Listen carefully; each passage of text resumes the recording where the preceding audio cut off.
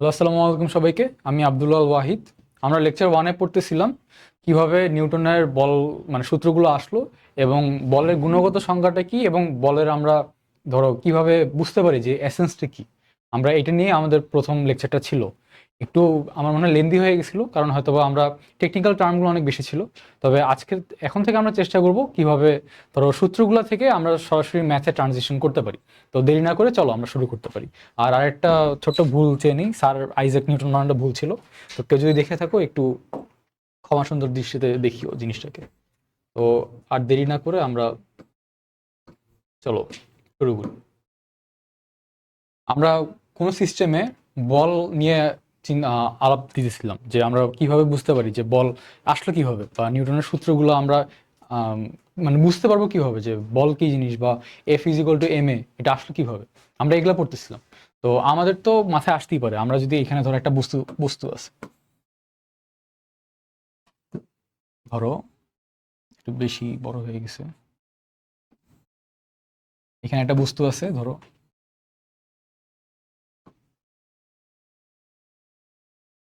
এখানে একটা বস্তু M1, আর এখানে একটা বস্তু M2। M1 আর M2 ধরো, দুঃখিত, ধরো এখানে আছে। আমরা যদি এখানে বল প্রয়োগ করি, এফ মানের একটা বল আমরা ধরো প্রয়োগ করলাম, কম বেশি ছোট বড় কোনো সমস্যা নেই। এফ মানের একটা বল প্রয়োগ করলাম। তো আমরা কি ভাবতেছি, এখানে যদি এফ বল প্রয়োগ করি, বস্তুটা তো এখানেও এফ বলেই যাওয়ার কথা, তাই না? কিন্তু আমরা এইভাবে যদি চিন্তা করি, আচ্ছা আমরা তো তৃতীয় সূত্র পড়ি নাই, তাই না? এইভাবে একটু বুঝতে সমস্যা হবে। তবে এইভাবে চিন্তা করো, আমরা একে বল দিলাম, এ কি করবে, একে বল দিবে, এবং একে বল দেওয়ার কারণে এটা ধরো একটা এ ত্বরণে চলতে থাকলো। তাহলে প্রশ্নটা এটা হতে পারে না যে F is equal two M A যদি হয়, একেও যদি একটা এফ বল দেয়, এও যদি একটা এফ বল দেয়, এবং তৃতীয় সূত্র যেহেতু পড়ি নাই, কিভাবে এক্সপ্লেইন করা যায়? এটা ধরে নাও, মানে অ্যাজিউম করে নাও যে একে একটা বল দিলাম, তার এও তো একটা ফিরতি বল পাবে, তাই না? তো একে যদি আমরা এফ বল দিই, এও তো একটা এফ বল দিবে, এফ বল দিলে এও তো একটা এফ বল পাবে, তাই না? তো এখানে যদি এফ পায়, এখানেও যদি এফ পায়, তাহলে এফ আর এফ তো তোমার মোকাবেলা কাটাকাটি, তো আর তো কিছু থাকলোই না। তাহলে বস্তুটা আগাবে কেমনে? আমরা লিখে রাখছি যে এ ত্বরণে যাবে। এটা কি একটু কন্ট্রাডিক্টিং মনে হচ্ছে না তোমাদের কাছে? জিনিসটা আসলে এরকম হয় না। কেন হয় না? আমি এখানে যেই পরিমাণ এফ বলটা দিব, পরের বস্তুটা কিন্তু ওই পরিমাণ বল না পাবে কি, আমার তো ডাউট হচ্ছে। তোমাদের কি মনে হয়? আমরা বের করে দেখেছি বস্তুটা পাবে কি পাবে না। চলো আমরা কি লিখতে পারি, ধরো এটা M1, এটা M2।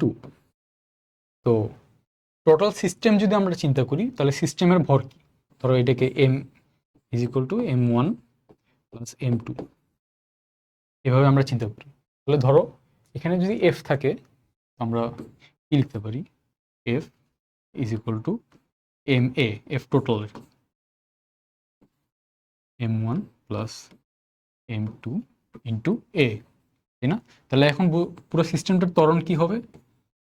যে পুরা বল, ওই পুরো বলের সাথে পুরা বস্তুটার ভর যদি আমরা ভাগ দিই, তাহলে আমরা ত্বরণ পেয়ে যাব। যদি পাইলাম, তাহলে আচ্ছা ধরো তো, তাহলে M1 একে তো তাহলে ধরো F1 বল দিবে, ওকে? আচ্ছা লেখা বোঝা যাচ্ছে না মনে, ধরো M1 তো ধরো একে যে বলটা দিবে ওটাকে আমরা বললাম M1। আর এ যদি একে বল ফেরত দেয় বা বল দেয়, এটাকে ধরো আমরা F2। যদিও দেখবো এটা আমাদের লাগবে না, ধরো আমরা এফ বা এফ প্রাইম নিয়ে চিন্তা করি। ধরো এফ প্রাইম বল একে ধাক্কা দিচ্ছে, তার মানে কি বল অবশ্যই একটু কম ধাক্কা দিচ্ছে, বা একটু ধরো একটা ফ্র্যাকশনে ধাক্কা দিচ্ছে। ফ্র্যাকশনে ধাক্কা দিলে না ধরো এখানে এ পরিমাণ যাবে। যদি এখানে পুরো বলটাই দেয়, তাহলে এই বলটা তো আর পুরাটা ধাক্কা দিয়ে নিয়ে যেতে পারবে না। তাহলে তো এফ ইজিক্যাল টু জিরো হয়ে যেত যদি ধাক্কার পরিমাণ সেম হইতো, তাই না? আমরা এইভাবে চিন্তা করতে পারি। হয়তোবা তোমরা যখন সিস্টেম আরো পড়বা, মনে হইতে পারে যে ব্যাখ্যাটা একটু গোলমেলে লাগতেছে। তবে আজকে বোঝার জন্য আমরা এইভাবে ধরো অ্যাপ্রোচ নিচ্ছি, এবং আশা করি তোমরা সবাই বুঝতে পারবা যে বলের অংশগুলো কিভাবে ভাগ হয়। কারণ আমার ছোটবেলায় অনেক কনফিউশন হইতো, আশা করি তোমাদের যাতে না হয় এই জন্য এভাবে বলা আর কি। তো এটা ছিল আমাদের নেট ত্বরণটা সিস্টেমের যেটা আছে, তাই না? তো দেখো তো, তাহলে আমরা এফ প্রাইমটা বাইর করি তো এটার জন্য। তো আমরা যদি F1 বাইর করি, প্রথম বস্তুর উপর কি বল প্রয়োগ করা হচ্ছে, তাহলে F1 এটা হবে M1 ইন্টু এ, এবং এ আমরা কি পাইছি, F total divided by m1 plus m2, আমরা যদি লিখি m1 f total m1 plus m2, আমরা যদি f টোটালকে এখানে রাখি m1 divided by m1 plus m2, তাহলে এখন এখানে যদি f2 থাকে তাহলে এই f2টা হলো কত পরিমাণ বল প্রয়োগ করবে বা অনুভব করবে, এটা আমরা এইভাবে বাইর করতে পারবো না? অবশ্যই পারবো। যদি f2 হয় তাহলে m2 ইন্টু a, এটা পাইছি, আমরা এইভাবে আবার লিখে দিই, তাহলে m2 divided by m total into a। তাহলে আমরা এখান থেকে দেখতে পারতেছি যে যেহেতু বলগুলো এইভাবে ভাগাভাগি হয়ে যায়, একটু ভালোভাবে লিখে দিই, যেহেতু ডিস্ট্রিবিউট হয়ে যায়, এই জন্যই ধরো বস্তুতে বলগুলা এইভাবে ডিস্ট্রিবিউট হয়ে যায় দেখি আমরা বলতে পারি যে বস্তুটা কত বলে বা কত ত্বরণে আগাবে বা কত ত্বরণে যাবে। আমরা কিন্তু আমাদের মনের অজান্তেই আমরা সিস্টেম অ্যানালাইসিস করে ফেললাম।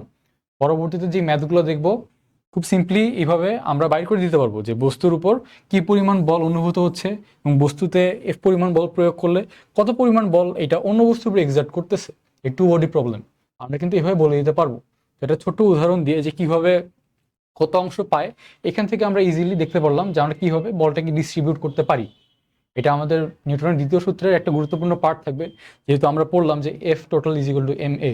এখান থেকে আরেকটা গুরুত্বপূর্ণ জিনিস আমরা নোট করতে পারি, আমি যখন F1 লিখলাম তখন কিন্তু M1 লিখছি এবং এটা কি সিস্টেমের লিখছি, এটার জন্য কিন্তু কোনো আলাদা ত্বরণ হচ্ছে না, এটার জন্য কিন্তু আলাদা কোনো ত্বরণ হচ্ছে না।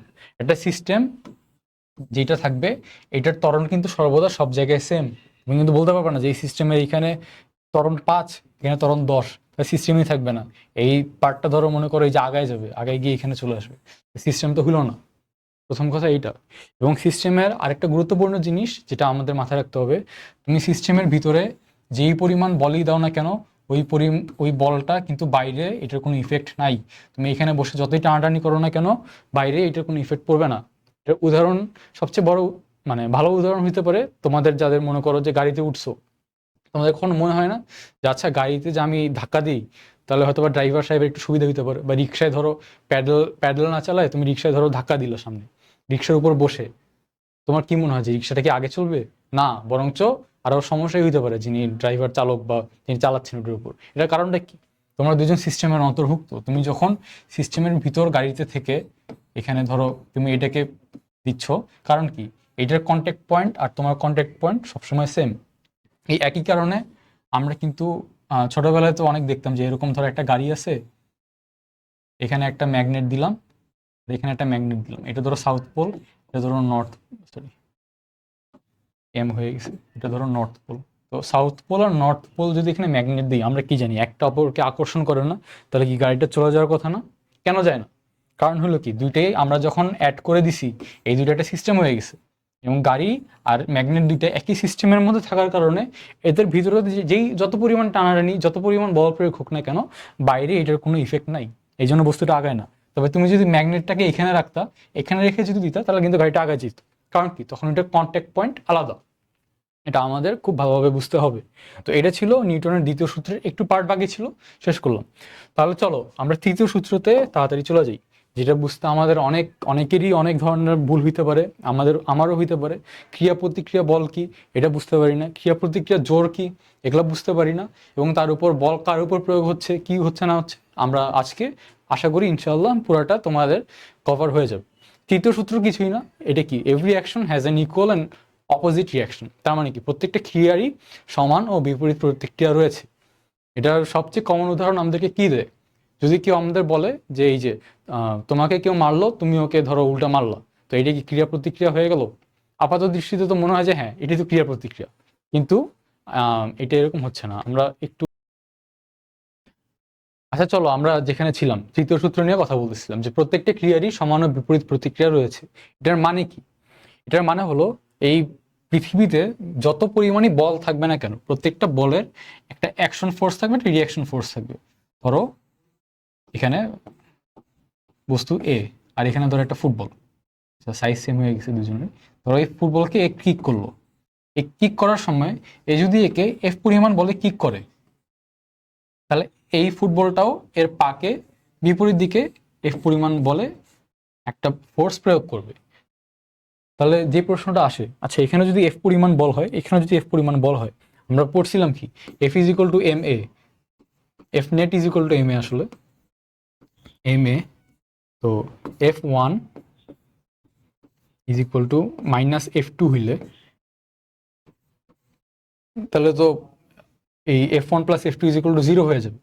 তার মানে কি ফুটবলটার তো যাওয়ারই কথা ছিল না, আমাদের তো এইটাই মনে হয়, তাই না? তো এখানেই আমাদের দেখতে হবে যে বস্তুটার উপর এফ পরিমাণ বল আমার পা প্রয়োগ করলেও ফুটবলটা কিন্তু আমার পায়ের উপর উল্টা এফ পরিমাণ বল প্রয়োগ করছে। বস্তুটার উপরে কিন্তু এফ পরিমাণ বলই লাগছে, কিন্তু আমার যেই পাটা আছে আমার পায়ে ও উল্টা করে এফ পরিমাণ বল দিছে। অর্থাৎ তুমি ভাবো এই ব্লকটার উপর আমি যদি এফ পরিমাণ বল দিই, এটা যদি মনে করো যে ধরো এটা একটা কোনো একটা অবজেক্ট, এটা দিয়ে ধরো এফ পরিমাণ বল দিছি, তো এ যদি এফ পরিমাণ বল পায়, তো এই বস্তুটার উপর ও বিপরীত এফ পরিমাণ বল মানে প্রতিক্রিয়া হিসাবে বল প্রয়োগ করবে। তার মানে এই না যে এইখানেই যদি এই বস্তুটারই উপর এফ পরিমাণ বল প্রয়োগ করতো, তাহলে কিন্তু বস্তুটা কখনো আগাইতোই না, অর্থাৎ তখন এ ইজ ইকুয়াল টু জিরো হইতো, অর্থাৎ পুরো প্রয়োগকৃত বল জিরো হয়ে যেত। যেরকম তো হয় না। তার মানে কি যেই বস্তুর উপর বল প্রয়োগ করতেছে সেই বস্তুর উপর প্রতিক্রিয়া বল প্রয়োগ করে না।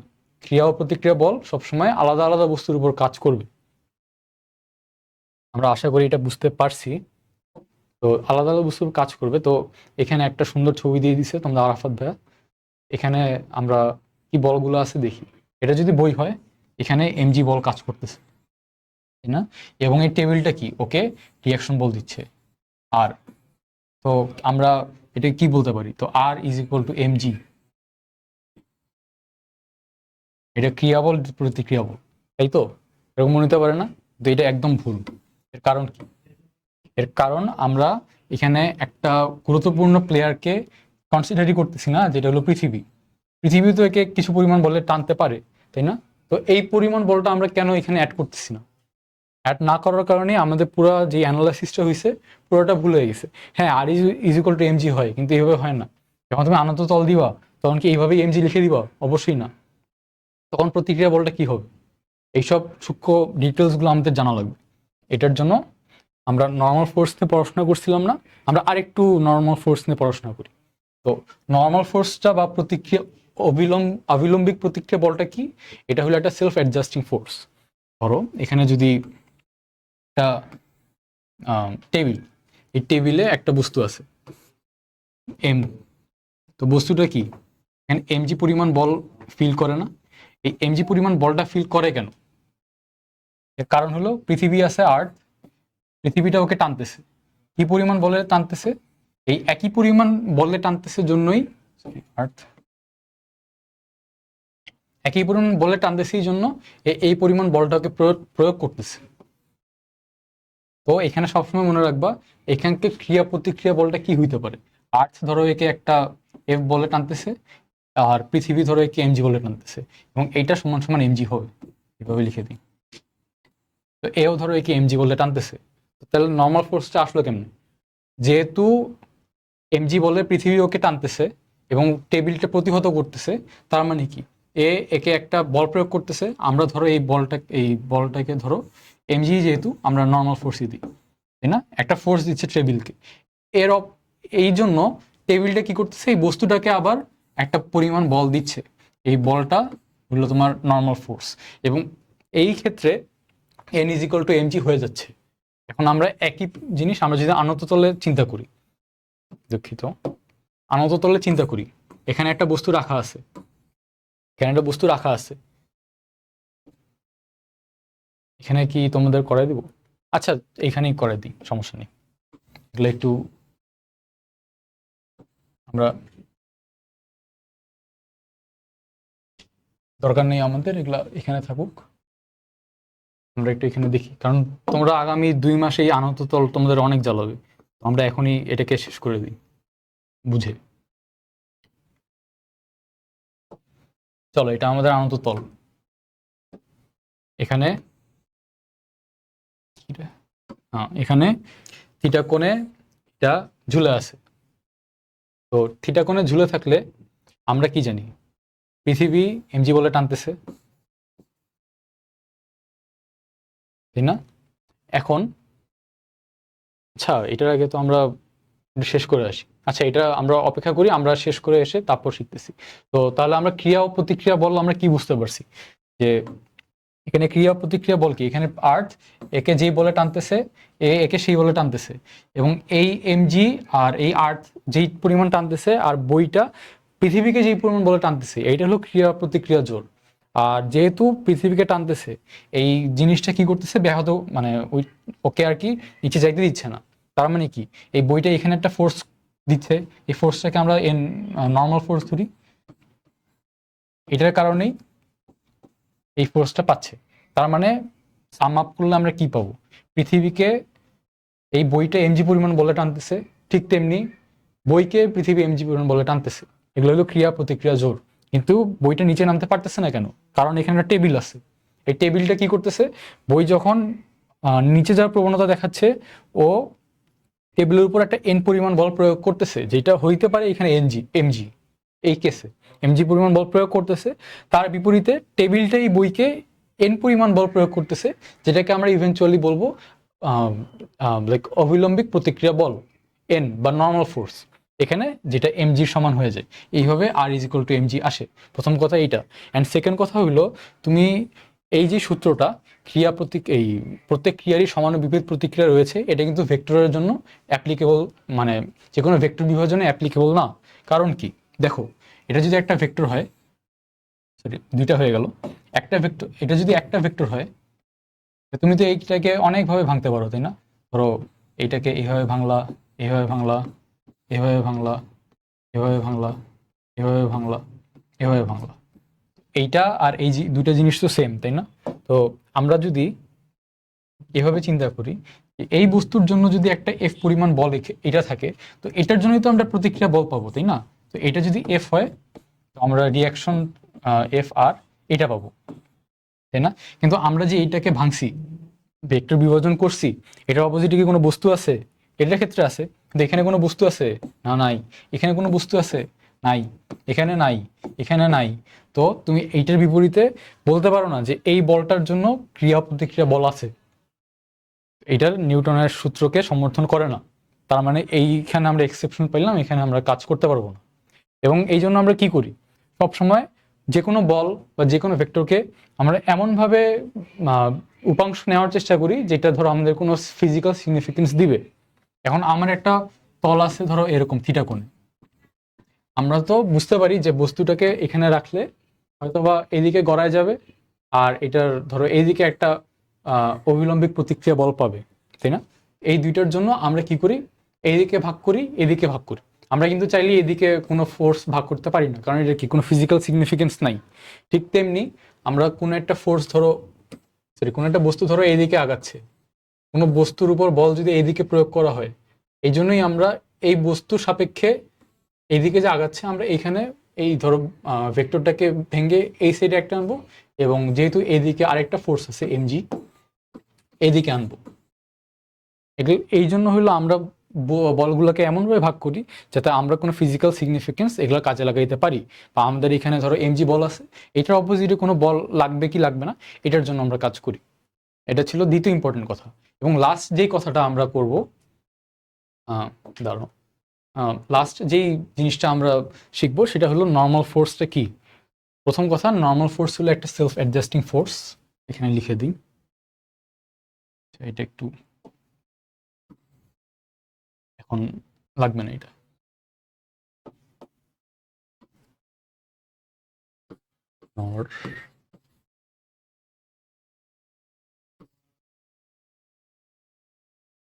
নর্মাল ফোর্স এটা হইলো প্রথমে সেলফ অ্যাডজাস্টিং ফোর্স, আর দুই, এটা তো এই মানে জানা কথা, সবসময় লম্ব বরাবর ক্রিয়া করবে, নামই তো তাই নর্মাল ফোর্স, লম্ব বরাবর ক্রিয়া করবে। এটার মানে কি, এখানে একটা আমরা বই রাখছি বা একটা বস্তু আছে, এই বস্তুটা ধরো mg পৃথিবীকে আকর্ষণ করতেছে, সেই জন্য ধরো এটা ওকে এন মানে নর্মাল ফোর্স দিচ্ছে। এই ক্ষেত্রে আমরা কি দেখতেছি, এন সমান mg। কিন্তু এমন যদি হয় এখানে mg আছে, আমি ধরো আমার আঙ্গুল দিয়ে এখানে আরো এক্সট্রা ধরো 10 নিউটন বল অ্যাড করবো, তখন নর্মাল ফোর্সটা কি হয়ে যাবে, যেহেতু এটাকে ব্যালেন্স করা লাগবে, টেবিলটা তো আর ধরো সরে যাচ্ছে না, বা যেহেতু দুইটা সেম আসার জন্যই এখানে স্থিরভাবে আছে। নাহলে কি হইতো, যদি এক জায়গায় বল বেশি হইতো আর এক জায়গায় বল কম হইতো, তাহলে ওইদিকে ত্বরণ সৃষ্টি হইতো। ত্বরণ হচ্ছে না কেন, তার মানে কি এই দুটো বল সেম, তো কেমনে সেম করা যায়, তখন নর্মাল ফোর্সটা সেলফ অ্যাডজাস্ট হয়ে 10 বেড়ে যায়। এটা যদি আরো 10 বাড়াও, এটা আরো 10 বাড়বে। দিন শেষে টেবিলের ধারণ ক্ষমতা যতটুকু আছে ততটুকু এই নর্মাল ফোর্সটা বাড়তেই থাকবে, বেড়ে তখন এটা নতুন নর্মাল ফোর্স হবে। এই জন্য নর্মাল ফোর্সটাকে সেলফ অ্যাডজাস্টিং ফোর্স বলে। তার মানে অভিলম্ব প্রতিক্রিয়া বল তুমি এইভাবে ডিফাইন করতে পারো না যে এমজি সমানই অভিলম্ব প্রতিক্রিয়া বল হয়ে যাবে, না। যদি আমরা এখানে 10 কেজি বস্তু আরো দিয়ে দিই, বা আমি যদি আমার হাত দিয়ে একটু চাপ দিই, তাহলে আরো বেশি হইতে পারে। আবার এরকমও হইতে পারে যে ধরো কোনো বস্তু লম্ব বরাবর এখানে আছে, তো এইখানে কি এমজি এদিকে আছে, তাহলে নর্মাল ফোর্সটা কি এদিকে হবে, আমরা যে এইভাবে অ্যানালাইসিস করলাম তাহলে তো এদিকে হওয়ার কথা, কিন্তু না, এদিকে হবে না। এইটা নর্মাল ফোর্সে কুই হবে, এইখানে যেহেতু সারফেস এরিয়া, তার মানে নর্মাল ফোর্সটা ওরা এইদিকে দিবে, এইটা এন হবে। তো ক্ষেত্র বিশেষে নর্মাল ফোর্স হয়তো বা এমজি হইতেও পারে, নাও হইতে পারে, অনেক রকমই নর্মাল ফোর্স পাইতে পারো। তো এই জন্য আমাদের খেয়াল রাখতে হবে যে কিভাবে ম্যাথ চাচ্ছে বা আমাদের কাছে ডিমান্ড করতেছে, সেই অনুযায়ী আমরা প্রতিক্রিয়া বল বের করব, প্রতিক্রিয়া বল বের করে আমরা আমাদের ম্যাথগুলো করব। এটাতে আমরা খুবই খুবই সাবধান হওয়া লাগবে। বুঝতে পারছি, আশা করি আমরা বুঝতে পারছি। আচ্ছা, এখন শেষ যে জিনিসটা আমরা শিখব সেটা হলো আনত তলের একটা আমরা পুরা লেকচারই নিব আশা করতেছি, কিভাবে কি ধরনের কেস আসতে পারে। তবে আমরা খুব ছোট্ট করে, যেহেতু একটা ম্যাথ আছে আমাদের শিখতে হবে, যে ছোট্ট করে আনত তলটা কি, কিভাবে কাজ করে, আমরা আশা করি শিখতে পারবো এই কম সময়ে। আমরা তো সবাই পাহাড়ে কম বেশি দেখছি, তাই না? পাহাড় তো এরকম ঢালু হয়। তো এরকম ঢালু পাহাড়ে ধরো তুমি আর তোমার বন্ধু ঘুরতে গেছো, ঘুরতে গিয়ে তোমরা দেখলা যে এখানে একটা বস্তু রাখলা ঢালু পাহাড়ে, বস্তুটা ধরো এম ভর। এই এম ভরের বস্তুটা তোমাদের মাথায় তো চিন্তা আসতেই পারে যে আচ্ছা, ওই ওয়াহিদ ভাইয়া যে এত কিছু শিখাইলো, তাহলে এটা আমরা অ্যাপ্লাই করতে চাই, তো আমরা অ্যাপ্লাই করবো কেমনে এই বস্তুটার উপর, যেহেতু এটা ঢালু। তো যদি এরকম থাকতো, আমরা কি এখানে এমজি রাখতেছে, এখানে নর্মাল ফোর্স, ইয়াডা আমরা এটা শেষ করে দিতে পারতাম, যে খুবই ইজি। বাট দেখো তো, এটা যে আমরা এরকম ইনক্লাইন প্লেনে আছে, তার জন্য আমাদের তো পৃথিবী এদিকে টানতেছে, এটা তো ঠিকই। কিন্তু আবার দেখো তো, অভিলম্ব প্রতিক্রিয়া বল আমরা যেটা শিখলাম, অভিলম্ব প্রতিক্রিয়া বল তোমার এদিকে কাজ করতেছে, না? তাহলে নর্মাল ফোর্স এদিকে কাজ করতেছে, এটা এদিকে কাজ করতেছে, তাহলে তো সমস্যা। তুমি আবার আরেকটা জিনিস খেয়াল করলা যে এটা তো খুবই স্বাভাবিক জিনিস, যদি বস্তুটাকে এইভাবে রাখো, তার মানে কি এটা কি গড়ায় যাবে না? এই যে গড়ায় পড়ে যাচ্ছে না, এই যে একটু যদি তুমি টিল্ট করো, গড়ায় পড়ে যাচ্ছে কেন? এই আরেকটু, আচ্ছা, ম্যাগনেট আটকে গেছে, আরেকটু এই যে এভাবে পড়ে যাবে। এর কারণটা কি? কারণটা হইলো এখানে যদি জি থাকে, জি সরাসরি তো এখানে করবেই, বাট আমরা দেখতেছি একটা উপাংশ এখানে কাজ করতে পারে। এই উপাংশটা আমরা কিভাবে বের করব? আমরা যারা কম বেশি ম্যাথ করছি, আচ্ছা শিখাই দিই। আমরা সবসময় জানি যে পৃথিবীর কেন্দ্র বরাবর জি কাজ করে। কেন্দ্র বরাবর মানে কি, এটা একদম স্ট্রেট লাইন হবে। যেহেতু পৃথিবী, আমরা দাঁড়ায় আছি, সারফেসটা সমতল, তার মানে কি আমাদের লম্ব বরাবরই পৃথিবীর কেন্দ্র আমরা পাবো সবসময়। এইটা যদি পৃথিবীর এত বড় সারফেস হয়, আমি এখানে দাঁড়ায় আছি, এটার কেন্দ্র এখানে, যতই করি না কেন, এরকম করি না কেন, এরকম করি না কেন, সব হইলো এই যে আস্তে আস্তে ধরো এখানে যদি কেন্দ্র থাকে, একটু বাঁকা হয়েছে, মানে এখানে যদি কেন্দ্র থাকে এখানে যাবে। কিন্তু কি দেখছো, সব লাইন পারপেন্ডিকুলার, অর্থাৎ কি প্রত্যেকটা লম্ব লম্ব আকারে যাবে, যেই ফোর্সটা যাচ্ছে জি। আশা করি বুঝতে পারছো। তার মানে কি জিটা সবসময় লম্বভাবে ক্রিয়া করবে। গেল জি এখানে, এখানে 90 ডিগ্রি, এটা যেহেতু একটা ত্রিভুজ, ত্রিভুজের 3 কোণের সমষ্টি হয় 180 ডিগ্রি। এটা আমরা অলরেডি বের করলাম, এটা হলো 90 ডিগ্রি। তার মানে এটা যদি থিটা হয়, এই জিনিসটা কি হবে? 90 মাইনাস থিটা, 90 মাইনাস থিটা। আশা করি বুঝতে পারছি। তো 90 মাইনাস থিটা যদি হয়, আমরা এটাকে আবার বলতেছি যে এটা অভিলম্ব প্রতিক্রিয়া বল। তার মানে কি? এটা আবার 90 ডিগ্রি। এটা যদি 90 ডিগ্রি হয়, তাহলে আমাদের বাইর করা লাগবে এই কোণটা।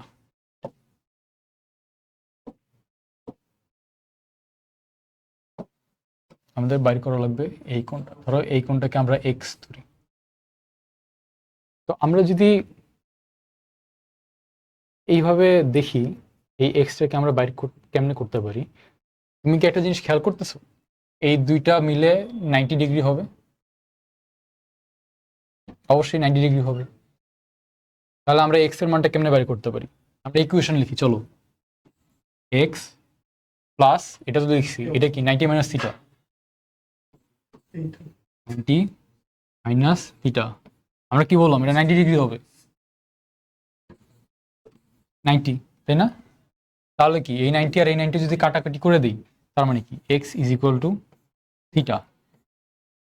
অর্থাৎ কি, এটা এক্স এর মানটা থিটা হয়ে গেছে। এই তো আমরা পেয়ে গেছি আমাদের ডিজায়ার্ড যে প্রোডাক্ট, এর আউটকামটা। এই যে ধরো ডিজায়ার্ড যে আউটকামটা, ওইটা আমরা পেয়ে গেছি। গেল। তাহলে আমরা এখানে যেটা বুঝতে পারলাম যে এইটা থিটা হবে। থিটা হইলে আমরা এখন আর কোনো কথা নেই, ধ্রুবধাপ উপাংশে ভাগ করে নেব। এটা থিটা, এটা এখানে, এটা যদি জি হয় তবে জি কস থিটা। আশা করি জি কস থিটা কেন হলো এটা বুঝতে পারছো। আর এটা হলো জি সাইন থিটা। আর এদিকে ওর ধরো আর কাজ করবে। আর যেহেতু এটা জি ছিল, আমরা জি কে যেহেতু উপাংশে ভাঙায় ফেলছি, তার মানে কি, এটা না, জি কে ভাঙায় ফেলছি, তার মানে কি এই জি এর কিন্তু আর অস্তিত্ব নাই। এই জিটা ধরো ভেঙ্গেই আমরা এইটা আর এটাকে উপাংশে ভেঙ্গে ফেলছি। তাহলে আমরা যদি এইটুকু বুঝতে পারি, তৃতীয় সূত্রের অ্যাপ্লিকেশনে আমরা যাইনি, তবে তৃতীয় সূত্র থেকে আমরা কি বুঝতেছি যে প্রত্যেকটা ক্রিয়ারই সমান বিপরীত প্রতিক্রিয়া আছে, থাকবে। এটা কখনোই ভেক্টর যে উপাংশ এটার জন্য অ্যাপ্লিকেবল না, এবং ক্রিয়া ও প্রতিক্রিয়া বল সবসময় অন্য বস্তু মানে একে অপরের উপর ক্রিয়া করবে, কখনোই একই বস্তুর উপর ক্রিয়া ও প্রতিক্রিয়া বল কাজ করবে না। তার মানে এটা যাওয়ার পর, এবং আমরা কি বুঝলাম, এখানে একটা আনত তল দেখলাম, আনত তলে আমরা বুঝলাম যে কোন দিকে আমরা উপাংশগুলো ভাঙাই। যেহেতু আমার এদিকে একটা মিনিং আছে যে এটা অভিলম্ব প্রতিক্রিয়া বল, এই জন্য আমরা এইদিকে একটা উপাংশ ভাঙছি। আর এইদিকে যেহেতু বস্তুটা গড়ায় পড়ছে, যেহেতু দেখাইলাম যে এদিকে গড়ায় পড়বে, আমরা এদিকে একটা উপাংশ ভাঙছি। এবং ভেঙে কিন্তু আমরা আন্দাজ করতে পারতেছি যে এইদিকে বস্তুটা কেন গড়ায় পড়ে এবং এইদিকে বস্তুটা কেন স্থির থাকে।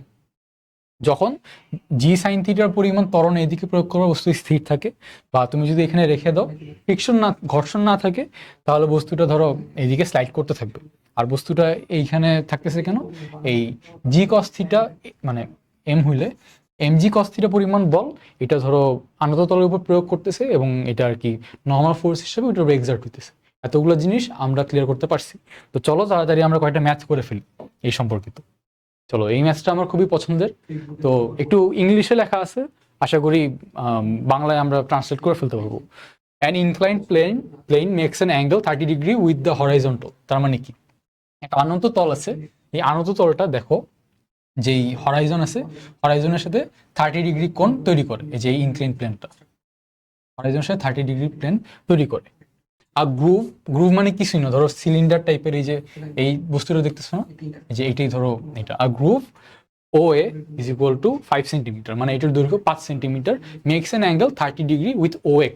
এই যে অক্ষটা আছে এইটার সাথে এইটাও 30 ডিগ্রি কোণে আনত আছে। আর short smooth cylinder is free to slide down the influence of gravity.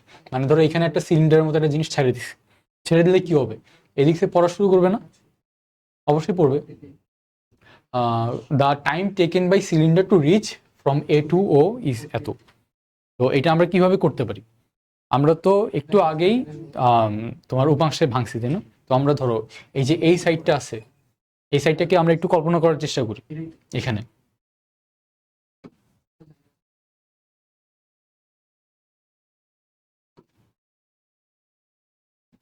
এই জিনিসটা ধরো এখানে আমরা এইভাবে চিন্তা করি, এটা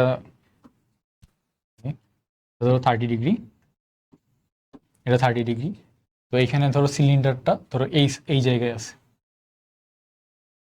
অ্যাজিউম করছি। তাহলে আমাদের জি কোন দিকে কাজ কাজ করবে? এইদিকে জি। এটা 30 ডিগ্রি হলে এটা কি 60 ডিগ্রি?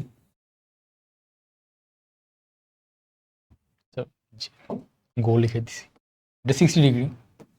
তো জি আমরা কোন দিকে এটা ভাঙবো এটা আমাদের বোঝার চেষ্টা করতে হবে, কারণ আমরা যদি জি কস 60 জি সাইন 60 করে ফেলি আগে থেকে, তাহলে তো আমরা বুঝতে পারবো না যে আমাদের লাইক লক্ষ্যটা কি, এখানে আমরা কি অ্যাচিভ করতে চাচ্ছি। আমরা যখন এখানে খেয়াল করলাম, আমরা দেখতে পারতেছি যে বস্তুটা কিন্তু এই যে এইদিকে ফেস করে আছে, তাই না? ধরো বস্তুটা এখানে আছে, এদিক থেকেও এদিকে যাচ্ছে, অর্থাৎ আমার এমন একটা উপাংশ লাগবে যেটা আমরা আলটিমেটলি ধরো কাটা ছেঁড়া করে এই সাইডে আমরা আনতে পারি। এটা হলো আমাদের আউটকাম। এটাকে লক্ষ্য করে আমরা এটাকে ভাঙবো। তার মানে কি, আমার এই যে এই পরিমাণ এদিকে ধরো এই গ্রুপটা আছে, ধরো এইভাবে আছে, এইখানে যেই জিটা লাগতেছে বা যে উপাংশটা আছে আমরা এটা বের করতে হবে। এই জন্য আমরা এটা এখানে কি করব, 60 ডিগ্রি যেহেতু এইখানে সরাসরি যেটা আছে এটা আমরা বাইর করব। তো ধরো এটা যদি এ হয়, এ ইজ ইকুয়াল টু জি কস 60, তার মানে cos 60 মানে হাফ, তাহলে a is equal two g/2। প্রথম ধাপ শেষ, অর্থাৎ আমরা এইখানে কি পরিমাণ ত্বরণ কাজ করতেছে আমরা এটা পেয়ে গেছি। তো এখানে ত্বরণ কাজ করলে তো বের হবে না, কারণ কি এ তো আবার টিল্টেডও আছে, মানে এই সাইডেও যাচ্ছে। তার মানে কি এইখানকার এ আমরা পেয়ে গেছি, এখন এইখানকার এ কে আমাদের ভাঙ্গায় এইখানে যেই এটা কাজে লাগবে, লব্ধি এটা, সেই লব্ধি এটা বাইর করতে হবে। তার মানে কি আমাদের আবার উপাংশের কনসেপ্টটা এখানে লাগবে। চলো আমরা আবার উপাংশের কনসেপ্টটা খাটাই। এবারে যে এই গ্রুপ যেটা আছে, এই গ্রুপটা নিয়ে আমরা কাজ করব। এই যে এই গ্রুপটাও 30 ডিগ্রি, কাকতালীয়ভাবে মিলে গেছে 30 ডিগ্রি। এখানে যে সিলিন্ডারটা আছে, এই সিলিন্ডারের উপর আমরা ধরো এ কাজ করতেছে। এ কেমনে কাজ করতেছে? এইভাবে কাজ করতেছে। তার মানে কি আমরা ধরো এটাকে যদি আবার একটু সাইড করে দিই তাহলে বুঝতে পারবো। 3D তো আঁকা পসিবল না। ধরো এখান থেকে যদি বুঝতে পারো, আমরা যদি এ কাজ করতেছে, আচ্ছা এটাকে একটু ভালোভাবে হুম এটাকে যদি আমরা একটু কাজে লাগাইতে পারি তাহলে সুবিধা হবে। আমরা কি বাইর করছি, এইদিকে কাজ করতেছে, এটা 30 ডিগ্রি, এটা অবশ্যই 60 ডিগ্রি হবে। আমরা 60 ডিগ্রি বাইর করলাম। তার মানে কি আমরা এইখানে যেই পরিমাণ ত্বরণ লাগতেছে আমরা এটা বাইর করব। তো ইভেনচুয়ালি এখানে কি পরিমাণ ত্বরণ লাগছে, 60 ডিগ্রি হলে ভেঙে দেই এ কস 60, এটা হবে আমাদের এ প্রাইম। যদি এ প্রাইম এ কস 60 হয় তার মানে কি এটা ছিল g/2 হাফ, তার মানে আলটিমেটলি আমরা এ প্রাইম পাচ্ছি g/4। উপাংশের কাজ আমাদের শেষ, এখন খালি কি চাইছে ওটা বাইর করতে হবে। The time taken by the cylinder to reach from A to O, তার মানে কি এখানে এ টু ও হলো 5, তাহলে আমরা একটা সূত্র শিখছি না, S is equal to U T plus half A T square. U তো এখানে 0, যেহেতু ফ্রি টু স্লাইড ডাউন, তার মানে কি এ ইজ ইকুয়াল টু 0, তাহলে S is equal to half A T square নিতে পারি। অবশ্যই পারি, কেন পারবো না। হাফ এ টি স্কোয়ার, এস হলো তোমার 5 মিটার, 5 1/2, এ কি ছিল g/4 টি স্কোয়ার, জি এর মান ছিল 10, 5 5 5 কাটা, টি ইজ ইকুয়াল টু 4, তার মানে টি ইজ ইকুয়াল টু 2 সেকেন্ড। ভুল হইলে আমাকে একটু জানাই দিও। টি ইজ ইকুয়াল টু 2 সেকেন্ড, তার মানে answer T is equal two 2 second. আমাদের প্রথম অঙ্ক শেষ। এটা করানোর মেইন কারণ ছিল তোমাদের বুঝতে হবে কখন কোন টাইমে আমাদের উপাংশে ভাঙতে হবে এবং কোন সাইডে ভাঙতে হবে। আমরা ধরো এমনি আকাশে একটা ভাঙলাম, বাতাসে একটা ভাঙলাম, এইভাবে উপাংশ ভেঙে কোনো লাভ নেই। যেখানে আমার কোয়েশ্চেন ডিমান্ড করতেছে বা যেখানে আমার ফিজিক্যাল সিগনিফিকেন্স আছে আমরা সেখানেই মাত্র উপাংশ ভাঙাবো এবং সেই অনুযায়ী আমরা ম্যাথগুলো করবো। তো প্রথম ম্যাথ ডান। এখানে আমরা সিস্টেমের আরেকটা গুরুত্বপূর্ণ কনসেপ্ট শিখতে পারবো, যে আমরা যে ধরো সিস্টেম যে পড়লাম, সিস্টেমের কাজটা কি? আমরা যদি এখানে প্রত্যেকটা বল আলাদা আলাদা আলাদা আলাদা করে বাইর করতে চাই, তাহলে একটু কষ্ট হয়ে যায় না? কিরকম কষ্ট হয় আমরা বাইর করে দেখাই। এটা ধরো এফ, কোশ্চেনটা পড়লাম না, আশা করি পড়ে ফেলছো। এটা হলো এফ, এটা হলো T1, F minus T1 is equal to, প্রথমটার জন্য যেহেতু লিখতেছি M1 A, এটা 1, কারণ এই M2 এর জন্য লিখি। এখানে কি আমরা আগেই লেকচার 1 আলোচনা করছিলাম, এবার দেখছো এটার জন্য কিন্তু T1 এইদিকে যাচ্ছে, তার মানে কি এটা একটা পুলিং ফোর্স, এদিকে T2টা ওকে এইদিকে পুল করতেছে, তার মানে কি T1 minus T2 is equal two M2A, এটা 2, প্লাস এটা কি, এটা T2, আর এদিকে ধরো M3A এভাবে যাচ্ছে, যেহেতু ধরো তোমার এদিকে আর অন্য কোনো টানাটানি নেই, মানে T2 এর মান সরাসরি M3A। আর আমরা যদি এটাকে অ্যাড করি, একটা জিনিস দেখতেছো মজার জিনিস, যদি দুটো যোগ করি, প্লাস মাইনাস কাটা, অন্য কালি দিয়ে নিই, প্লাস মাইনাস কাটা, প্লাস মাইনাস কাটা, কেটে কি থাকতেছে, F is equal two M1 plus M2 plus M3A। চলো আমরা লিখে দিই, আমাদের ম্যাথ শেষ। এফ এম টোটাল লিখি, এম টোটাল ইন্টু এ। তো জিনিসটা কি খেয়াল করতেছো, আমরা দেখছিলাম না এখানে তুমি যতই টানাটানি করো না কেন, এই T1 T2 এগুলো কিন্তু সিস্টেমের ভিতরে টানাটানি হচ্ছে। যদি আমরা এটাকে একটা সিস্টেম কল্পনা করি, তুমি একটা বাইরে এফ বল দিচ্ছ, আর ভিতরে নিজেদের মধ্যে এরা মনে করো ঝামেলা করতেছে, সরি, নিজেদের মধ্যে এরা ঝামেলা করতেছে।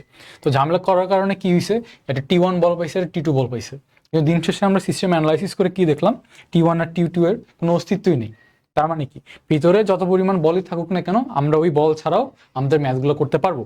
এর ভালো উদাহরণ কি হতে পারে, চলো আমরা এত কিছুতে যাবোই না, এত কিছুতে না গিয়ে একেবারে কিভাবে সূত্র লেখা যায় সেটা দেখি। একেবারে সূত্র মানে একসাথে সূত্র লিখে দিব পুরোটাকে। যদি আমরা সিস্টেম কল্পনা করি, তার মানে কি সিস্টেমের টোটাল পাওয়ার কি, M1 plus M2 plus M3, মানে কি 15 আর 10 25 আর 5 30, তাই না? আর এফ হলো 120, তাহলে F is equal to M A যদি হয়, তাহলে এ কি হবে, এফ বাই এম। এফ এর মান কত, এফ এর মান হলো 120, আর এম এর মান কি 15 আর 10 20, সরি 15 আর 10 25 আর 5 30, 20 30, 3 4 12, 4 মিটার পার সেকেন্ড স্কোয়ার। ত্বরণ কত, এই যে T1, সরি ত্বরণ তো বাইর করে ফেলছি, আর আমরা যে সূত্রটা লিখছি এখানে যদি আমরা বসাই দিই, তাহলে আমরা কি T1 T2 এর মান বের করতে পারবো না? অবশ্যই পারবো। তার মানে দেখছো সিস্টেম কল্পনা করলে একটা ম্যাথ কত ইজিলি তুমি করতে পারবো। আর সবচেয়ে মজার বিষয় কি জানো, এই বেসিক কনসেপ্ট দিয়ে কিন্তু ঢাকা ইউনিভার্সিটিতে একবার একটা প্রশ্ন দিয়ে দিছিল, এবং প্রশ্নটা দেখলে প্রথমে যদি তুমি ওইভাবে অ্যানালাইসিস করতে চাও, তোমার তো অনেক মানে কিরকম লাগবে যে এখানে T1 T2 T3 এতগুলো আবার কাটাকাটি মনে করো তোমার মাথায় থাকলো না, তুমি T4 দিয়ে দিলা কষ্ট করে, বা T3 দিলা, আমি যেমন ভুলে বলতেছি, তোমার পুরো ম্যাথটাই মিলবে না। এত কষ্ট করার কোনো দরকারই নেই। সমান ভর মানে কি, দুটাই সবগুলোই এম, এ বি সি দড়ি দ্বারা চিত্র প্রদর্শিত টানা হলে ব্যবস্থাটি ত্বরিত হয়, উপেক্ষা করলে গঠন বি এর উপর মোট বল কত। দেখছো কত ইজি, তার মানে কি আমরা তুড়ি মেরে এ লিখে দিতে পারি সিস্টেমের কত, total F by total M. যেহেতু আমরা এম ধরছি, সমান ভর মানে কি 3m হবে। তাহলে এখন বি এর উপর মোট বল কত, বি এর উপর কি কি বল আছে দেখো তো, এদিকে একটা বল আছে, এদিকে একটা বল আছে। তাহলে আমরা কি করতে পারি, একেবারে লিখবো, আচ্ছা না একেবারে লেখাটা ঠিক ঠিক হবে না, চলো আমরা যেহেতু প্রথমে আমরা শুরু করছি, আমরা একটু আস্তে আস্তে আগাই। আমরা আবার সূত্রগুলো লিখি, এফ মাইনাস এখানে লিখে দিই T1 T2, বি এর উপর মোট বল কত, এফ ইজ ইকুয়াল টু হয়ে গেল F minus T1 is equal two ধরো M1A T1 minus T2 is equal to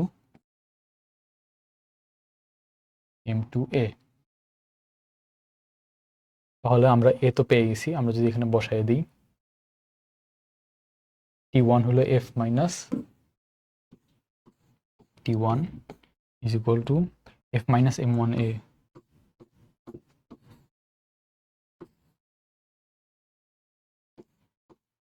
F minus F into M1A, A পাইছি হলো F by 3M, sorry M তো A,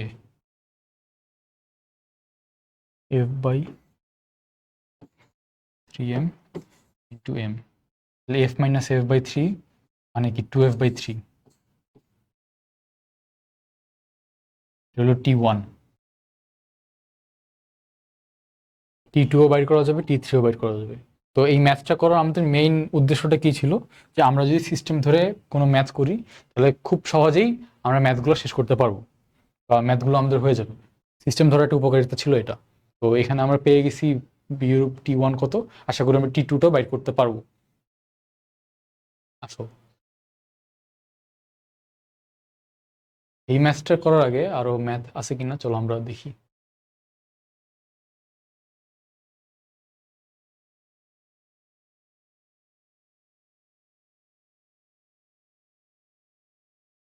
আমাদের আরেকটা কনসেপ্ট আছে আর আরেকটা ম্যাথ আছে, চলো আমরা যত কম সময়ে পারি আমরা শেষ করে ফেলবো। 10 কেজি ভরের একটা বস্তুকে 2 মিটার দৈর্ঘ্যের সুতার সাহায্যে ঝুলানো হলো, আমরা ঝুলাই ফেলি। কেমনে এটা দেখি। আনুভূমিকভাবে 100 মানের একটি বল ঠিক দড়ির মাঝখানে আঘাত করে সাম্যাবস্থায় থাকলে উলম্ব তলের সাথে দড়িটির আনতি কত হবে? তার মানে কি? তার মানে হচ্ছে আমরা কাউরে ঝুলাই দিছি, লিঞ্চিং, সরি এরকম কিছু আমরা করি নাই, আমরা কাউকে ঝুলাই না, একটা বস্তু আমরা ঝুলাই দিছি। একটা বস্তু ধরো আমরা কিভাবে ঝুলাবো ম্যাথটার, হ্যাঁ ম্যাথটা ঠিক আছে, তবে একটু দেখে নিই যে এগুলো সব ঠিক আছে কিনা। ম্যাথটা কই গেল, একটু 10 কেজি 2 মিটার, ঠিক আছে, 100 দড়ির মাঝখানে, আচ্ছা হ্যাঁ আছে তো, সরি হ্যাঁ ম্যাথটা ঠিক আছে, দুঃখিত। ধরো একটা বস্তু আমরা এইভাবে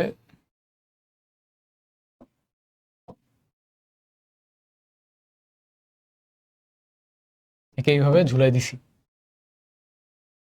একটা বস্তু, তো বস্তুতে আবার 100 নিউটন বল দিছি। তার মানে আমরা বুঝতে পারতেছি যে 100 নিউটন বল দিলে কি এইভাবে একটু চলে যাবে না, আর যেহেতু সাম্যাবস্থায় আছে তার মানে আমরা বুঝতে পারতেছি এখানে একটু দড়ির কোঅর্ডিনেশনটা একটু আলাদা হবে। এই যে দড়িটা ধরো এই পরিমাণ একটা জায়গায় থাকবে, দড়িটা ধরো এই যে এরকম একটা পজিশনে থাকবে, আর বল দিছে 100 নিউটন এদিকে, এদিকে 100 নিউটন বল দিছে, এটার কাজ শেষ। 100 নিউটন বল দিয়ে দিয়েছি আমরা এখানে। আচ্ছা চলো তাহলে এখানে টি, এখানে এফ ধরো, আরেকটা কি আছে এমজি অবশ্যই। তাহলে চলো আমরা বাই করতে পারি কেমনে, যেই টানটা আছে আমরা এটাকে কিভাবে ভাঙলে আমরা বুঝতে পারবো। এইটার যেই ইটাটা আছে এইখানের যে উপাংশটা এমজি কে ব্যালেন্স করতেছে, এটার যে উপাংশটা এটাকে ব্যালেন্স করতেছে। তো চলো আমরা লিখে ফেলি টি কস থিটা, টি কস থিটা, থিটা হলো তোমার এমজি কে ব্যালেন্স করতেছে, ওকে, আর টি সাইন থিটা হলো 100 মানে এফ, এফ তাহলে কি আনতি কত চাইছে, তো আমরা তো বুঝতেছি sine theta by cos theta কি ট্যান থিটা হয়ে যাবে, টি বাইর করে লাগতেছে না, tan theta is equal to F by M G. একশো কত ইজিলি বাইর হয়ে গেল, এফ এর মান 100 দেওয়া আছে, এম এর মান 10 কেজি, জি এর মানও 10 ধরে ফেলবো, জি এর মান 10 ধরলে কি আসে 10 100, জি এর মান 10 এম এর মান 10, 10 10 100, তার মানে কি 1, 1, আর তাহলে কি থিটা কি 45 ডিগ্রি, 45 ডিগ্রি। শেষ। দেখছো কত ইজি ম্যাথটা। আমরা জাস্ট খালি এখানে এত কথার মাঝখানে না গিয়ে শুধু বলগুলোকে আঁকছি, একে আমরা জাস্ট ডিস্ট্রিবিউট করে দিচ্ছি যে কীভাবে সাম্যাবস্থায় আছে, আমাদের ম্যাথটা খুব ইজিলি হয়ে গেল। এবং বিশ্বাস করো এইসব ম্যাথই তোমার পরীক্ষা আসবে, এইসব ম্যাথই তোমার কলেজে আসবে, একাডেমিকে আসবে, অ্যাডমিশনে আসবে। জাস্ট বেসিকটা বুঝে যাও, যে কোনো ম্যাথ আসুন না কেন তুমি নিজেই করতে পারবো, যেটার প্রমাণ তো তোমরা দেখতেছি। চলো এই ম্যাথ শেষ। লাস্ট টপিক এই এই লেকচারের জন্য, বলের ঘাত আর ঘাত বল। তো ঘাত বলটা হলো কি, একটা বৃহৎ মানের বল খুব অল্প সময় ধরে কোনো বস্তুর উপর ক্রিয়া করলে ওই বলকে ঘাত বল বলে। ঘাত বল মানে কি, এটা একটা বল, ধরো যদি একটা বল ধরি এফ ইকুয়াল টু এম এ না, তো এইটাকে এইভাবে লিখি এম ডেল ভি বাই টি, আর টি এর মানটা ধরো টেন্স টু খুব অল্প সময় 0। এবং আমরা তো জানি যে নিচের হরটা যতই 0-র কাছে যাইতে থাকে পুরো মানটা তত ইনফিনিটের কাছে যাইতে থাকে। এটার প্রমাণ তোমরা ক্যালকুলেটরে বসো, তোমরা ক্যালকুলেটরে বসে 1, 1/10, 1/20, 1/100, 1/150, 1/160 এরকম করতে করতে করতে করতে যত বেশি করবো হরটাকে দেখবো তত 0-র দিকে যাচ্ছে। আর 1/0.1, 1/10000, সরি 0001 এরকম করে যতই 0-র ছোট নিচে থাকবা তত দেখবা যে আস্তে আস্তে জিনিসটা ইনফিনিটির দিকে যাচ্ছে।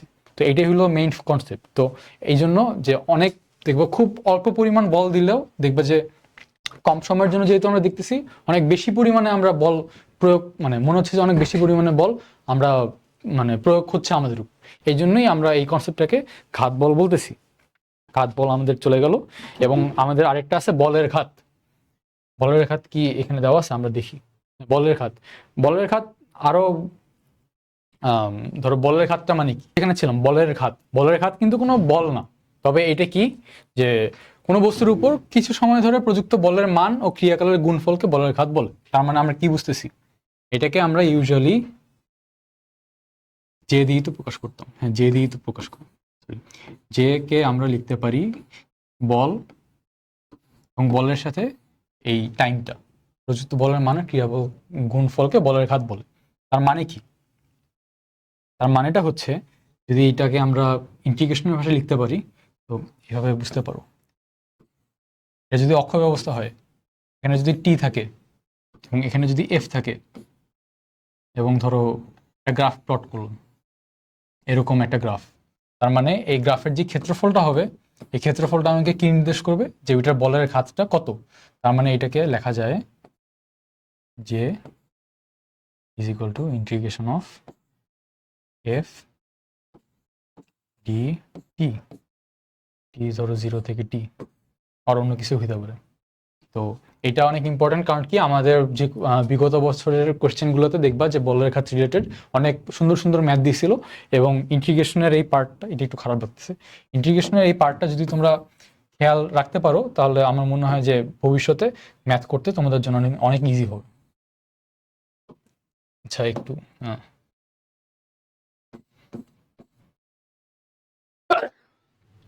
দুইলা, সরি এটা ছিল। তো বলের ঘাত, সরি, তো বলের ঘাত এটাই। তো একক কি লিখবা, একক কি, এটা নিউটন, আর এটা কি সেকেন্ড, এটার বলের ঘাত হলো নিউটন সেকেন্ড।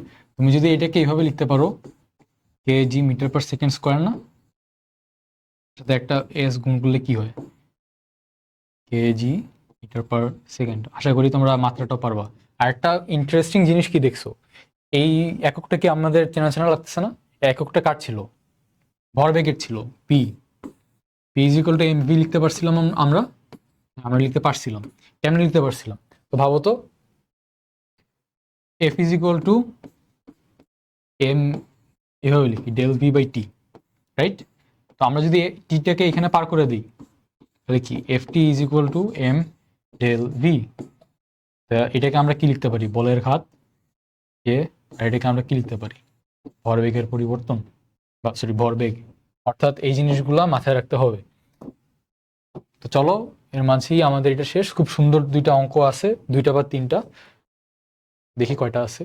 এই তো আর দুইটা অঙ্ক আছে, এই দুইটা অঙ্ক করলেই, সরি তিনটা আছে, আল্লাহ, তিনটা অঙ্ক আছে, এটা শেষ করলেই আমাদের আজকের লেকচারটা শেষ। কি বলছে চলো দেখি। টেনিস খেলায় 70 গ্রাম ভরের একটি tennis ball 20 metre per second বেগে খেলোয়াড়ের কাছে আসে। দেখো চিত্রে টেনিস বলটি ফিরতি শটের বলের ক্রিয়া দেখানো হলো। আমরা এখানে কি দেখতে পাচ্ছি, এখানে টাইম দেওয়া, বল দেওয়া।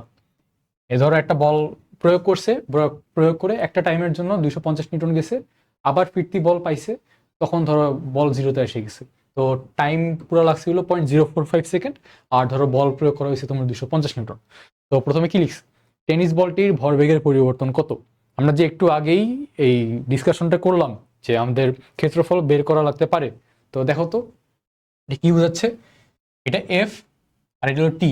আমরা যদি এফ টিকে গুণ করি তাহলে আমরা কি পাই, ভরবেগের পরিবর্তন পাই না। একটু আগের স্লাইডে তো আমরা দেখে আসলাম। তার মানে কি, আমরা M V minus M U বা অন্য কোনো ধরনের কঠিন সূত্র না লাগায় জাস্ট এটার ক্ষেত্রফল বাইর করে দিব। ক্ষেত্রফল বাইর করলে আমাদের অঙ্ক শেষ। তাহলে ক্ষেত্রফল কেমনে বাইর করা যায়, এটা হলো ভূমি, এটা হলো উচ্চতা, এটা হলো একটা ত্রিভুজ। ত্রিভুজের ক্ষেত্রফল তো আমরা সবাই জানি। তাহলে কি হবে, হাফ হাফ ইন্টু ভূমি ইন্টু উচ্চতা। ভূমি কত, 0.045, মানে কি 45/1000। আচ্ছা এইভাবে লিখি 0.045। আর উচ্চতা কত, 250। এটা কত আসে তো আমরা দেখি।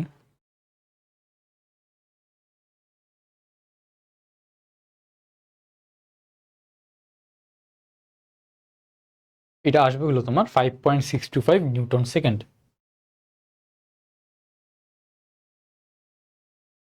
5.625 নিউটন সেকেন্ড। তার মানে কি, আমাকে যদি বলের ঘাত জিজ্ঞেস করে, ভরবেগের পরিবর্তন জিজ্ঞেস করে, আর লেখচিত্রের ক্ষেত্রফল কত, তিনটা কোয়েশ্চেনেরই অ্যান্সার এই যে জাস্ট এইটা। তার মানে কি, আমরা যদি ক্ষেত্রফলটা বাইর করে শিখি বা বলের ঘাত জিনিসটা কি যদি বুঝতে পারি, আমরা যে কোনো ম্যাথ ইজিলি সলভ করতে পারবো। তো 1 নম্বর তো আমরা ইজিলি বললাম। 2 নম্বর কি আছে চলো আমরা দেখি। 2 নম্বরে বলছে ফিরতি শটে টেনিস বলটির বেগ কত ছিল। ফিরতি শট তার মানে কি, আমাদের একটা বেগ দিয়ে থাকার কথা। গ্রাফে কি দিছে, আমার তো মনে হয় না। তার মানে কি মিস করলো না, এই যে এখানে দেওয়া আছে 20 metre per second, sorry 20 metre per second বেগে খেলোয়াড়ের কাছে আসে। তার মানে কি হবে, ভরবেগের পরিবর্তনকে আমরা কি লিখতে পারি, বলের ঘাত লিখতে পারি। তো বলের ঘাতের অ্যান্সার কি, আমরা এখানে বাইর করলাম না, 5.625। এটাকে আমরা লিখতে পারি ভরবেগের পরিবর্তন। ভরবেগের পরিবর্তন মানে কি, P2 মাইনাস P1। আর P2 মাইনাস P1 সিম্পলি কি, কমন যদি আমরা নেই, V2 মাইনাস V1। V2 মান দেওয়া আছে, সরি V2 মান তো দেওয়া নেই আমাদের কাছে, V1 এর মান দেওয়া আছে। P2 এর মান বাইর করা লাগতো। তো P2 এর মান চলো বাইর করি। 5.625 তো আছে, এম হইলো তোমার 70 গ্রাম, 70 ডিভাইডেড বাই 1000। V2 বাইর করব মাইনাস, এই মাইনাস সূত্রের এখন আমাদের V1টা দেখো তো। আমরা যদি এইভাবে দেখি যে এটা যদি একটা টেনিস কোর্ট হয়, এটা এখানে ধরো হলো রজার ফেদেরার আর এখানে হলো রাফায়েল নাদাল, এটা খেলতেছে। তো এ যদি একে মারে ভি বেগে, আরেকটা বেগে V1 বেগে, তো V2 বেগে আসবে না এর কাছে। V2 বেগ যদি এখানে আমি পজিটিভ ধরি, তার মানে কি আরেকটা দিক কি আমাদের নেগেটিভ হয়ে যাচ্ছে না। তার মানে কি, পজিটিভ আর নেগেটিভের এখানে একটা জিনিস আমাদের লক্ষ্য করতে হবে। তার মানে কি, যে ডিরেকশনে বলটা পাঠাইছে অন্য ডিরেকশনে বলটা যাচ্ছে। তার মানে কি, বেগের যে পরিবর্তনটা হয়েছে, যেহেতু বেগ একটি ভেক্টর রাশি, এখানে আমাদের দিকটাও প্রযোজ্য। তার মানে কি, V2 মাইনাস V1 এটা হলো সূত্রের মাইনাস, আর যেহেতু এটা উল্টা জায়গায় আসছে এটার জন্য আরেকটা মাইনাস হবে, মাইনাস কত, 20 মিটার পার সেকেন্ড। তার মানে কি 20। তো অ্যান্সার যদি আমি বাইর করি, বাইর করে আমার V2 এর মানটা আসবে, ডাইরেক্ট লিখে দিলাম, আশা করি তোমরা বাইট করে নিবা। আসবে হলো 60.36, 60.36 মিটার পার সেকেন্ড। অ্যান্সার শেষ। আচ্ছা এটা আমরা করে দিব না, তোমরা নিজেরা করবা, তবে আমি দেখাই দিচ্ছি কিভাবে করতে পারো। একটি 2 কেজি ভরের লৌহ গোলক এত ডিগ্রিতে দেয়ালের সাথে 4 মিটার পার সেকেন্ড বেগে ধাক্কা খেয়ে উল্টা দিকে এত কোণে বেগে ফিরে গেল, বলের ঘাত কত। ম্যাথটা কি কঠিন লাগতেছে? হয়তোবা আমরা এরকম কোনো ম্যাথ আগে করিনি, তবে আমরা যে কনসেপ্টগুলো শিখছি ওইটা দিয়ে এটা করা সম্ভব। চলো আমরা কিভাবে করতে পারি আমাদেরকে দেখাই। তুমি এইভাবে চিন্তা করো যে এটা তো একটা ভেক্টর, তাই না? এটা তো একটা ভেক্টর। আমরা বলের ঘাতকে কিভাবে লিখতে পারি? যেহেতু একটা ভেক্টর রাশি পি, অবশ্যই দুইটা ভেক্টরের লব্ধি হবে পরবর্তীটা p1। তার মানে বলের খাতটা মানে কি, আমরা যদি এখানে একটা ভেক্টর দেখতেছি, এখানে একটা ভেক্টর দেখতেছি, এটা ভি, এখানে যদি আমরা এম গুণ করে দিই তাহলে বলের খাত হয়ে গেল। এবং বলের খাতের আমরা যদি লব্ধি বের করে ফেলি তার মানে আমাদের অঙ্ক শেষ। তবে একটা গুরুত্বপূর্ণ জিনিস রাখতে হবে, বেগের দিকগুলো কিন্তু সেম না। একটা বেগ এদিকে ইউ আর একটা বেগ এদিকে ভি। তো আমরা কি করতে পারি, একটা বেগকে চেঞ্জ করে ফেলি। এটাকে যদি আমরা এদিকে চেঞ্জ করে ফেলি তাহলে এইটা একটা ভেক্টর, এটা একটা ভেক্টর, এটার লব্ধি ধরো যেদিকে হবে এটা হলো বলের ঘাত। বলের ঘাত তার মানে, আচ্ছা ভরবেগ লিখে ফেলছি, তবে এটা আর কি জে দিয়েও লিখতে পারবো, একই জিনিস যেহেতু দুইটাই ধরো ভেক্টর রাশি, জে এরও সেম। এটা তোমরা ধরো করতে পারবা। তার মানে আমরা বুঝতে পারতেছি যে কিভাবে আমরা এই ম্যাথটা করতে পারবো, শুধুমাত্র ভেক্টরের ক্ষেত্রে ভেক্টর ইউজ করে আমরা করতে পারবো, যেটা আমরা চ্যাপ্টার 2 তে অলরেডি শিখে আসছি। এটা তোমাদের জন্য হোমওয়ার্ক থাকলো। লাস্ট যেই ম্যাথটা, আচ্ছা এটা অনেক সুন্দর ম্যাথ, চাচ্ছি হোমওয়ার্ক দিতে, কারণ আমার মনে হয় যে আমি করাই দিলেই তো হবে না, তোমরা যদি নিজেরা করো অনেক মজা পাবো ম্যাথটা করে। তবে আমি কিছু কি কনসেপ্টগুলো ধরাই দিই যে কেমনে করতে হবে। একটি 50 গ্রাম ভরের মার্বেলের 5 মিটার উচ্চতা থেকে একটি আনুভূমিক তলে পড়লো এবং প্রতিক্ষিপ্ত হয়ে 4 মিটার উঁচুতে উঠলো। বাবারে, সংঘর্ষটি এত সেকেন্ড স্থায়ী হলে তল দ্বারা প্রযুক্ত বল ও বলের ঘাত নির্ণয় করো। আচ্ছা প্রথমটুকু আমরা বোঝার ট্রাই করি। প্রথমটা কি হবে? এটা কিছুই না, এটা আছে 5 মিটার উচ্চতা, ধরো এটা 5 মিটার, এখানে একটা মার্বেল আছে, মার্বেলটা তুমি ফেলে দিছো, অবশ্যই ফেলে দিছো। ফেলে দিয়ে এ যখন এখানে ধরো ল্যান্ড করলো মাটিতে, মাটিতে ল্যান্ড করলো, ল্যান্ড করার টাইমে ও আবার ধরো একটু শক্তি ওর কাছে ছিল, ধরো বাউন্স করে না, আবার বাউন্স করলো, বাউন্স করে এই মার্বেলটাই আবার ধরো উঠলো, কতটুকু উঠলো? 4 মিটার উঁচুতে উঠলো, ধরো এটা 4 মিটার, ধরো